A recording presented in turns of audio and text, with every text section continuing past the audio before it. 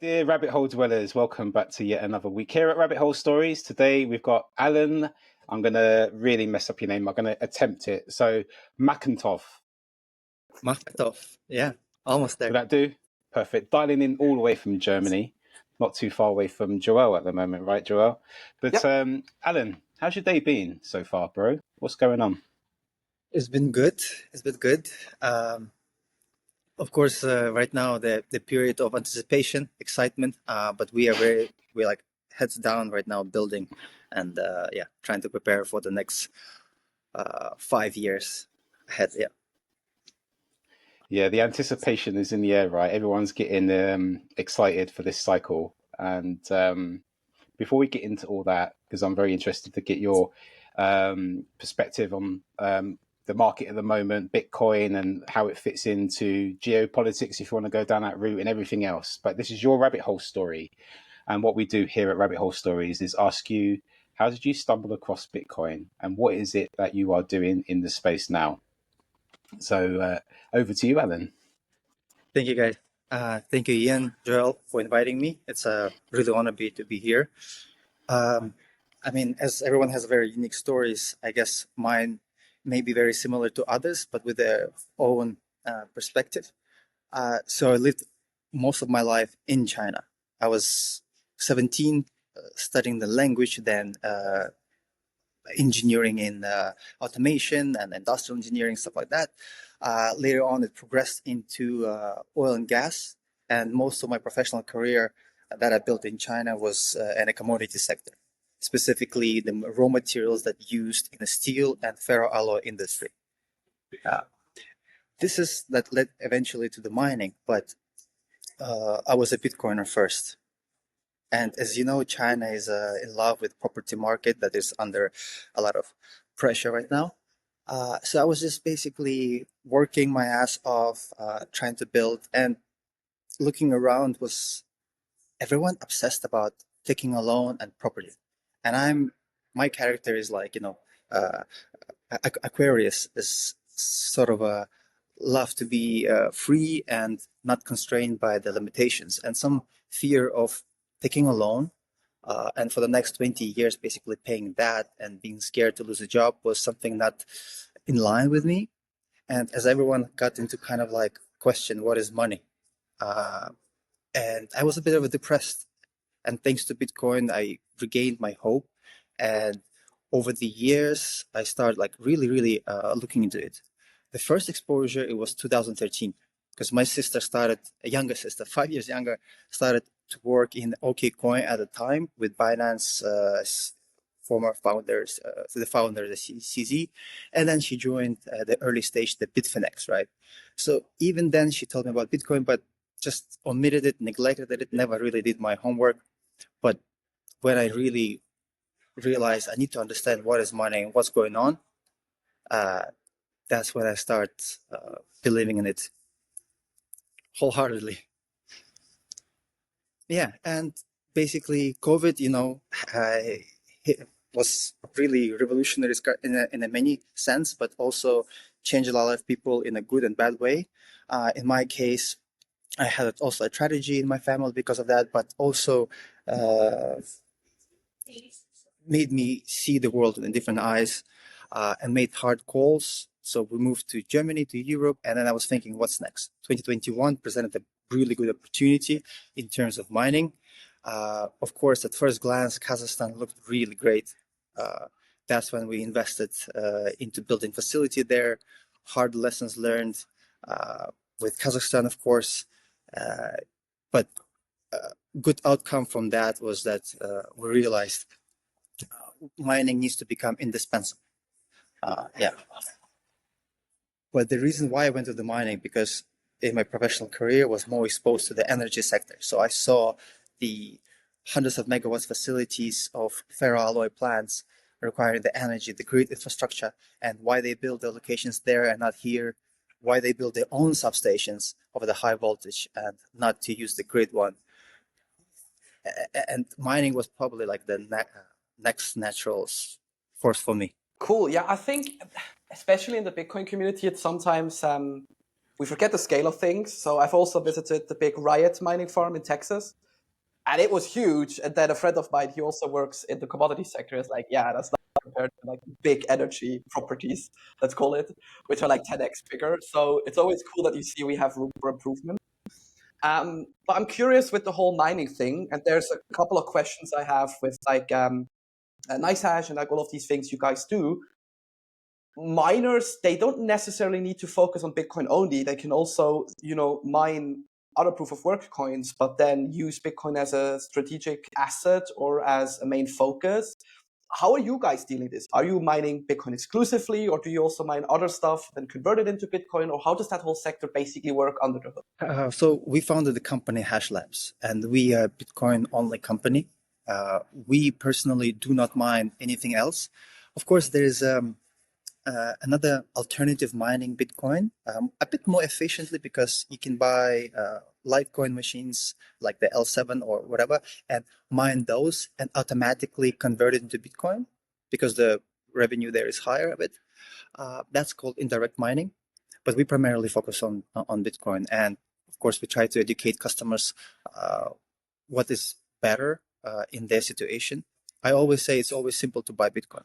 Mining comes with a lot of risks, but it's a very unique strategy in a portfolio of people in different situations. It's sort of could be a passive income. It could be a long-term accumulation, DCA, smarter way to DCA to the market. That's something that people buy just to, to have that over the years and leave it behind for the next generation. There. So what I've always been sort of curious about, and maybe you can give me some professional insight here with your expertise of mining, is the difficulty adjustment, because you've got that kind of 2-week difficulty adjustment period, right? How do miners maximize, or how do they adjust to trying to anticipate any difficulty adjustment with the hash rate and stuff? For normal miners like us, right, or retail miners, we don't really mind about that. It just happens every 2 weeks and not much. But for the traders, of course, they can anticipate the price increase. They can buy the hash rate now, which is priced cheaper. They can resell it, and on the derivatives market as well. Some people could hedge their future profits, right? Stuff like that. Yeah, that makes sense. And one also thing I was curious about with mining as well is obviously there's been narratives fairly recently about decentralization of mining, which is fundamental and something that obviously is necessary to keep Bitcoin decentralized, but also the potential of the likes of big investment people like BlackRock and stuff buying, like investing into mining organizations and stuff. How can we sort of reassure people that that's not actually going to be a threat, or is it a threat? I think the ETFs, it's not necessarily a threat. It's still, let's say, backed by the real Bitcoin. Of course, there's more tools and financial, let's say, convenience that can be attractive to some investors. But I think at the end of the day, about the education, it's people's choice. But I would often suggest that it's better hold your own Bitcoin. Yeah, and I guess it's kind of part of game theory. Even if mining is so attractive to like the big players, surely they also want to gain exposure, whether they set up their own mining farms or whether they just gain exposure through investment. So in the end, it's a positive log run. Obviously, you always have to watch out a bit and compare off that stuff. Another thing I'm interested in, Alan, is I see this a lot in Germany now. Like you have these home miners, you have these heating solutions for at home and stuff, and it's obviously cool because you kind of bring Bitcoin into everyday life. But do you see this kind of sector, sort of the retail side, which is basically just contributing to the hash rate and not really have a chance of winning a lot? Is that something that will increase in the future, or is this just like a temporary thing in mining that suddenly everyone has like an axe miner, I think they're called, or something like this? I think it's also Bitcoin driven. So the debate about hash rate, and I think still the price drives the hash rate, because a lot of similarities of Bitcoin mining I relate to ferroalloy industry. It's pretty much the same principles, except that the supply is is different in Alloy, right? And what we see right now in terms of clientele, people say retail mining is dead, like no one really wants to host, like maybe this is a last cycle. But overall, we see a very wide range of customer clientele globally, because Hashlabs is building facilities right now in 3 continents, as well as self-mining and providing the access to anyone to mine at a very, very competitive prices. So when we talk about this, some clients, of course, strategically, they choose those locations and they look for something sustainable. Everyone has different preferences. And for Bitcoin mining, of course, we need to provide something very accessible, competitive pricing that is, still profitable. However, we see a lot of like German, European clientele, perhaps not through us, but through the other people who supply alternative coins machines. Those at the moment able to afford high European costs, and they mine at home. Yeah, that's something what we see there. In terms of home mining and the heat reuse, in Germany we do have plebs, but I don't think it's widespread because the power cost spread is really big. If we use M63 400 terahash machine, that gives you like, let's say, 10 cents break-even price, while your power prices in Germany is like 40 something euro cents.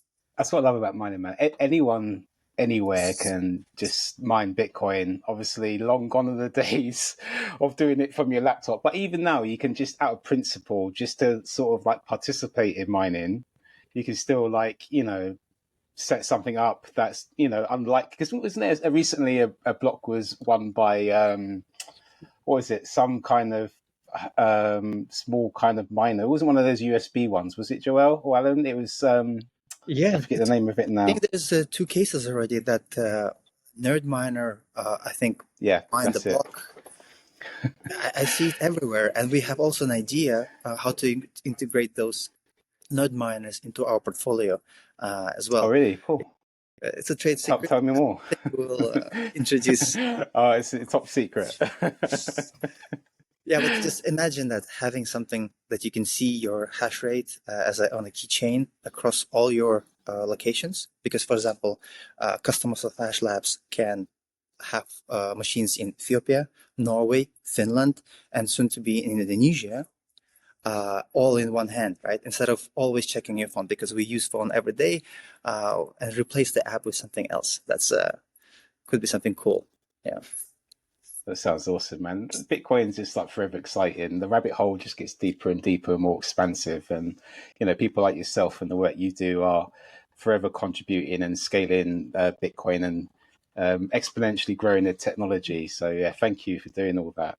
I want to jump back a little bit to your rabbit hole story when you were talking about, wasn't it your sister back in 2013 was the one that really kind of, would it be fair to say she's the one that orange pilled you? She gave me the first chance, but I squandered it. I had to basically seek the answers myself. It could not be fed to me, as well as my sister was also too young to understand that, to even grasp the tip of the iceberg, what we are, and how early we were engaged into this. Yeah, I think most people, when they first hear about Bitcoin, they disregard it, right? And then it kind of comes back later on, and then it's only that sort of second look, or sometimes third look, and even more that people start to sort of it scratches away at your curiosity. And a lot of people talk about you need pain in your life before you can really sort of give it the time it is deserving to understand it. And I think that's a similar journey for a lot of people as well. When you start to realize an injustice and then you start to sort of seek out other solutions. Is that a similar kind of perspective that you had? Absolutely. It was through pain, lessons, being basically aware what's really, really happening and seek the answers. And basically, for me, Bitcoin is hope, and I can really relate to that. Living in China for so long, and then basically my adult life, seeing what's happening there and how society is oriented towards certain values, and they were really not aligned with me. I wanted security. I wanted to not work forever, and be this white collar slave. I couldn't find the answers. But and I also believe in the Steve Jobs thing. Like, you look back, you connect the dots. My first book was probably in 2011. My aunt gave me the Adam Smith, The Wealth of Nations. Yes, it's a big book. I read maybe half of it, but the preliminary information was already there. Just to start understand what is money. And of course, open-mindedness, all the biases needs to be removed, and put a lot of work to try to understand it, because you can give up understanding it at every step of the way. That's true. That's true. I'm curious with your time in China. We obviously had the China mining ban. So what happens? People just basically went to neighboring countries and said, like, we're still mining. So nothing really happened ever since, and all of the doom and gloom in the media and stuff was sort of put to rest. Do you think there's ever a chance of mining getting officially back into China, or would it always be state captured? Because basically it's whatever the CCP says you have to do. I believe it could be returned. Understanding how China operates and how flexible they are, and sometimes how data-driven their decision-making and efficient execution makes them, I would not exclude that. Plus, I understand the reasons that were brewing underneath years prior to that ban in terms of energy sector, because the coal prices, it's really not the mining consumed per se too much energy. Is that the geopolitical situation with Australia that drove prices along the coast so high that a lot of power producers were just losing money, because the prices are fixed by the state and subsidized. So those differences, or let's say inefficiencies, became too large to handle. And they were power plants being sold on the Taobao, the Alibaba thing, because they were hydropower plants and coal plants built specifically for mining, and there was no other use case for those power plants. So imagine that the gigawatts of energy basically left, and all that power capacity left behind that could be also further utilized. So yeah. Crazy. And you mentioned you guys also have mining sites in Finland and Norway. And I'm always curious, if I speak to miners, like, you have these arguments of like renewable energy is the cheapest energy, and therefore miners shift to it because it's also flexible and all of these kind of things. How are you guys mining in Scandinavia? Is it predominantly renewable energy driven? Is it like hydro? Is it wind? Or what's the operation looking like there? So the lessons we learned in Kazakhstan was that the lesson we learned in Kazakhstan was that mining needs to become indispensable. It has to be sustainable in terms, not like what type of energy you use, sustainable in terms of long term, whether it's bringing benefits to the local society and not conflicting or doing some destabilizing the grid, or and this is the philosophy we try to pursue. So that's why we went to Indonesia, Ethiopia, to seek where there is a lot of abundance of energy, where it can bring the exposure to US dollars of some countries, because now they can really, because a lot of developing and third world countries don't have that access to US dollars. And this is the best way for them to monetize their energy without much of a capex.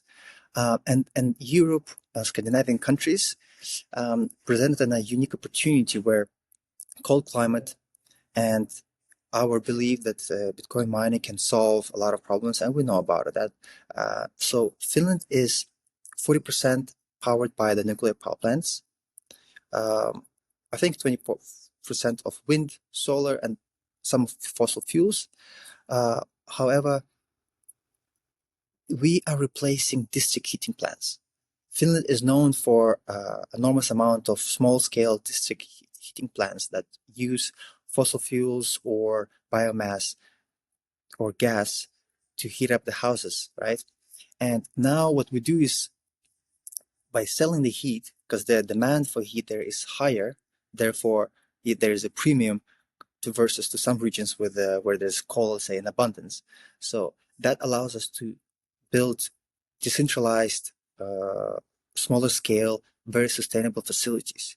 Just our 1.5 megawatt in Finland is a testament that a 70% reduction in heat in biomass consumption, and it has a multiple trickle down effect, because what happened after the war, they could not use a longer cheaper gas, so biomasses went in price because demand increased, so the heating costs also increased for society. If we can reduce the demand already for the biomass, that means other facilities that hasn't transitioned into this new way using high density compute, right, to generate heat, which is a byproduct anyway. So they also benefit from lower cost for their fuel and so on. So plus we participate in the demand response program. As we know, Finland is a big country for huge capacity of wind, and currently being developed a lot of additional capacity. So that will also bring problems with stabilizing the grid due to intermittency of the energy. And having those locations will create a perfect, I think, match as well. Yeah. I'm just casting my mind back to the last attack vector on energy consumption of Bitcoin, and that was like the whole skull of Satoshi. And what was it, that piece that the was it not the Times, it was the New York Times, wasn't it, actually, who did that big piece on energy consumption and mining? That doesn't wash anymore. Surely people must have now sort of realized that attack vector is dead in the water, and that there's so many examples and use cases and proof that Bitcoin and mining is becoming exponentially more net beneficial to the environment, and it's adaptive to the climate in whatever region or country or continent that this mining is taking place, which in turn surely must then create a discovery potential for new technologies and use cases for that as well. Absolutely. I think those who were sending the bad media about mining and the emissions, I think they run out of the budget to continue that, and probably BlackRock or whatever already accumulated There's too much enough. energy trying to attack the energy. Because there's also a chart shows like how much media published articles about negative impacts, or because there's none, and then it suddenly just stopped, and there is no more. Yeah, I guess there's a lot of help involved if like the biggest asset manager in the world who basically failed at their ESG investments. Larry Fink even admitted it himself, suddenly turns to Bitcoin and realizes like, oh, there is actually more to the story than just like the narratives of it being bad and stuff. Yeah, at least, Larry doesn't say that. How do you know if Satoshi comes back by the year of 2040? Oh boy, I really love my pet rock though. It's it served me well. One thing you mentioned, or we touched on really, is the China ban and all that kind of stuff, and it got me kind of thinking about geopolitics and how really the sort of history of the shaping of the world and the current environment that we all live in, no matter where we are in the world, and the game theory playing out for Bitcoin. It's going to be an interesting time ahead to see how this all plays out. And I suppose whether or not it's going to be continue to be banned in China or not, it's going to be an inevitability that they're going to have to participate in order to sort of be part of this new future, this new era that we're sort of. It seems to be an inevitability towards Bitcoin, right? I love this game theory. It really makes sense, especially now, like we can see at Russia, how much they mine and how much they support the industry there. We can see how Ethiopia monetizing their excess energy, the dam that they built, through even like it was crowd financed by the citizens of Ethiopia, right? Because they couldn't get the financing from the World Bank or whatever, because it was also blocked and influenced by other countries like Egypt, right? And mining right now changing lives of Ethiopia for the best. Like we can see even how China acts very fast with ETFs in Hong Kong. They understand they can't control it to the extent that maybe they wished, but they are still controlling it or channeling it. We hear a lot of talks about creating a channel from mainland to Hong Kong, because at the moment the Hong Kong can be buying ETFs, and I think it's very very soon to happen. Yeah, and again, like with Hong Kong, the whole history of England owning Hong Kong for 100 years, and the legacy that's left, and now the game theory and how that impacts Bitcoin mining, and the participation within the ETFs. It's a forever fascinating rabbit hole to dive down. Really, this whole thing. To this point, one of the reasons, like we can see a lot of outflows of out of Hong Kong, right? A lot of expats left. A lot of stocks is just basically before making any new lows, and we see how much flow went out of the real estate, so and financial markets as well because of this transition that's going to happen soon. And Hong Kong is directly competing with Singapore, and Singapore was also making some moves in the crypto space, and Hong Kong was also it's game theory at the display. Yeah, and I actually did a video for Relay last week where I talked about this whole influx of like liquidity in China, and this is not like a new recurrence. The national bank is essentially always towards Q4, Q1 of the next year pumping the bags, and it makes you wonder, like, now that you have this ETF exposure in Hong Kong. Yes, there's not an official channel, but there's probably backdoors for China to invest into these ETFs, and just the overall more interest if portions of the investors who are already, I wouldn't say oppressed, but they realize like we need to own an asset outright and we need to have something outside of the government's control, if portion of that liquidity might not flow into Bitcoin. And yeah, maybe finally like this prophecy comes true of like, next bull run in Asia, because we've been hearing this for like the last 8 years.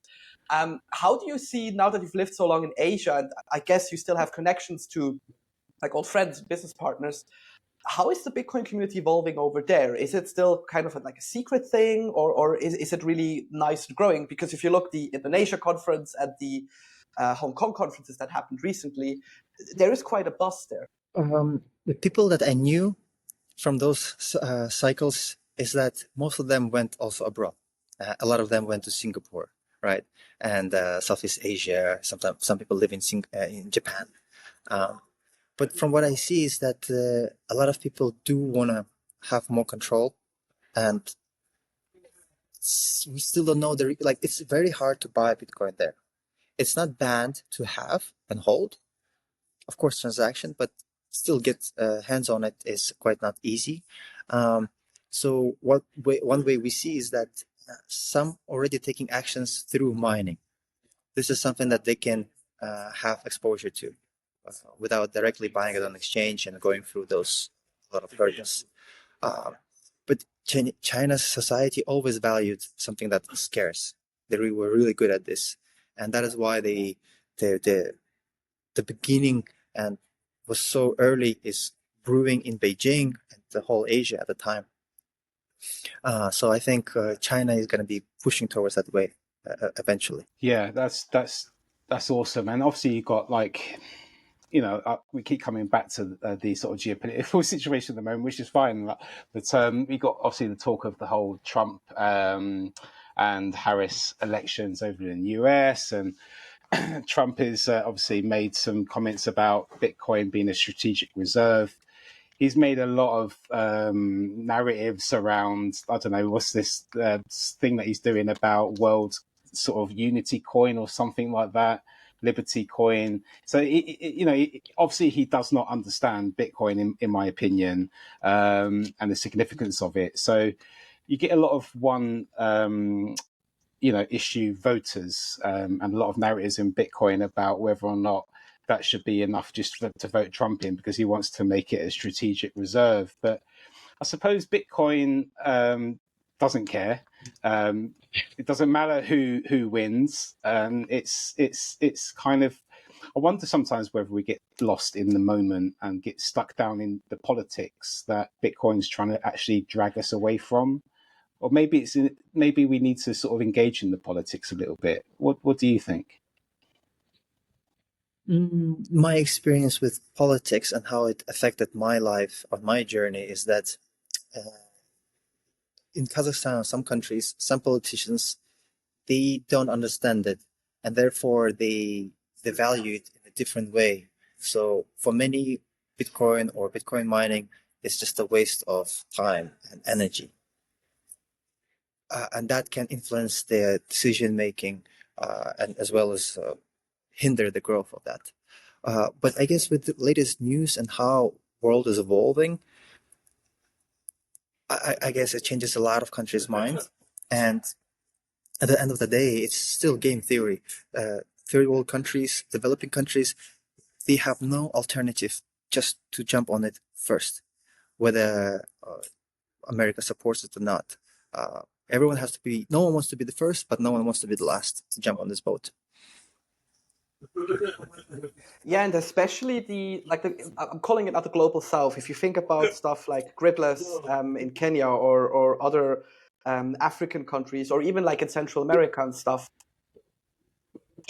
economic zones that had no output at all beforehand, simply by finding an energy source and getting into mining, suddenly have that exposure. And guess what? They don't need a bank account. Like, they literally have whatever they need right at their facilities. So I think just from that perspective, also the whole game theory plays out. And then if you go into details, like, do they really need, that approval of the West? Like, if you have such a lot of innovation happening, they just do their own bit, and then you suddenly have this power shift. So I personally am very bullish on like these alternatives that come up. And I'm interested because you guys also have Ethiopia, you said. How do you see the mining business shifting in Africa as a whole on the continent? These things, the politics, the regulation, it's part of our things that we need to be aware and plan ahead, right? Again, the lessons we learned. That's the reasons why we also develop in Scandinavian countries like Norway. You have a negative attitude towards mining, but the government cannot do much about changing, increasing taxes, or suffocating the industry. That's where the law is working, right? Where in Kazakhstan, they just have an opinion, they didn't do their homework, they increased taxes and suffocated the industry, right? Now they're trying to bring it back, but no one's going there. Ethiopia realized, as a young country, they have a tremendous US dollar deficit. It's around like 11 billion. They invested through basically sweat and blood into this hydro dam, the Renaissance Dam.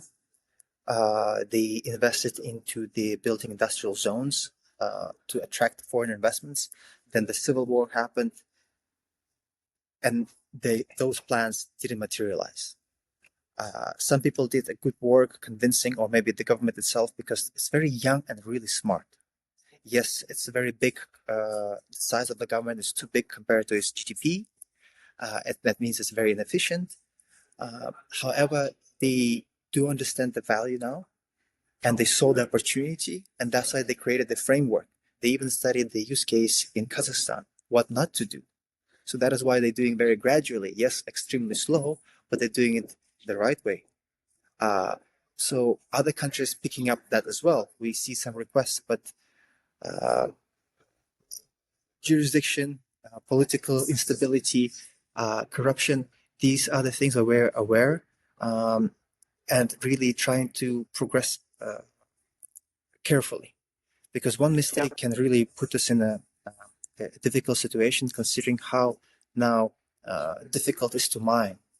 You can see that the Bitcoin price since 2022, we were at basically what, 300-400%, while profitability of mining is now lower than that point at time on November 9th, because we are now at $44 per petahash, and at the time it was $58. So, and I thought that was so bad. So I see big potential there, but it will be over time, because some of the regions has tremendous amount of hydropower already existing. They curtailing because there's no buyers. Electrification is a big issue, and Bitcoin mining, we all know, is the bridge between the demand and supply, and we can really effectively accelerate that growth in a sustainable way. Because most of the projects are really not economically viable. From day one, we can create a demand for a substation. Just FYI, building a new substation requires at least 20% base load demand on it. Otherwise, it shortens the lifespan, puts some strain on equipment. But it's like a chicken and egg. You need some industry there, right, to consume that. So those loan money, the infrastructure developers, they also have to negotiate with the countries and say, what you going to do there? Are you going to build industries, or how are you going to attract the investments? By when they're going to consume that X amount of energy? But in this case, we pretty much, that small piece of stone that you put inside the wall and it stays, we create a 100% demand day one. So it's more an issue of like lacking infrastructure and going step by step, rather than, you know, forcing, like coming with like the big ideas and forcing everything down their throats. Yes, so it's really education. A lot of things with the governments as well, like you need to make them understand. Sometimes a simple reason if Bitcoin really exists tomorrow or not is also for them a risk. When we say it's guaranteed by Bitcoin network, it doesn't mean anything to them. To us, it means it's guaranteed. Do you know what? With mining is no easy game to get into, right? It's almost like not only is it that you're obviously the proof of work with the protocol and all that kind of stuff, but the actual kind of proof of work that's involved in setting it up, finding a way that's going to make it as profitable as possible with the competition that's exponentially growing all the time, to remain sustainable, to remain competitive. You know, it's enduring, right? It seems like it's an industry that requires quite a lot of well, it's the competition, right? It's the competition towards being awarded Bitcoin, and then the transactions within the blocks, and it's insane. It's insane. Like, it blows my mind every time when I think about the you know, how it will play out and how vital energy is. And energy is not a bad word. It's an essential thing that we require to sort of Absolutely. become a better society with access to better technologies that go down to their utility value. If we're thinking about Prices Tomorrow with Jeff Booth and things like that, right? All that ties in together with it. It's madness. It's energy, and the Bitcoin mining actually, or Bitcoin is really two sides of a coin. And me understanding that energy is very scarce anyway, and the locations to develop that viable, economically viable, and long-term resource is really something that what we focus on. So we're developing sites in the very unique places. We're not so focused on America because we try to do everything opposite from the mainstream, and the game is ever changing. If I didn't love Bitcoin or what I do, I would give up years ago. And living up to the Bitcoin ethos, because not just by so our goal is not to make money. Like, it's not the first. It always comes with it. As long as you have a bigger goal. Our bigger goal is basically to decentralize, democratize access to Bitcoin mining, because the threshold when I started with 5 machines to 2021, and now just to get to the same level, that investment already 10x in size, and mining solves and saves lives, improves economics. It's just so multifaceted that it's just a joy to work, but it is extremely hard because you have to be everything. You have to be the accountant, you have to be the technician, you have to be understand geopolitics, you have to understand the people in different countries, how they think. You have to know how to read people. Is a business partner good or bad?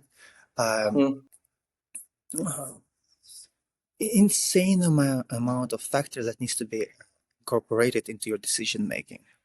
So Bitcoin mining is not for the faint-hearted, I would say. Definitely, yeah. So you need some strong conviction and some endurance to get going. Alen, to get to the close of the show, There is this saying in Bitcoin that all roads lead back to Bitcoin. And we want to prove this actually on the podcast. So we're going to give you now a word or a sentence where you have to somehow relate this back to Bitcoin. If nothing comes to mind, you could always say you can buy this with Bitcoin. But the word of the day we thought for you is, as you lived in Asia, dumplings. How do dumplings relate back to Bitcoin? Family. Ah, that was quick. Yeah, it brings people together from all different professions, but we all around the table. That's a festive period where everyone comes to their basically grandma and all the relatives. They making the dumplings together, and that production process. Then they Nice. enjoy it together. Yeah. So Bitcoin is family. It brought us all together. Nice. What's your favorite dumpling? Now I'm curious. With some spring onions and pork inside. And I can tell you one more thing. Good. You know how I met my founders of Hashlab? In 2022, I met Yaron at Lugano conference. Then I went to Bali in 2023 in search of a new site in Indonesia. And that's when I met Marek, our third co-founder. And that's when we decided to build something international and go into Ethiopia, Finland, and that's what we have today. 3 of us pushing forward. And just like a family as well. That's awesome, man. That's brilliant. I love it. When we have hot Alen, discussions, we say we are family. We can argue, but we can't get rid of each other. We stay together.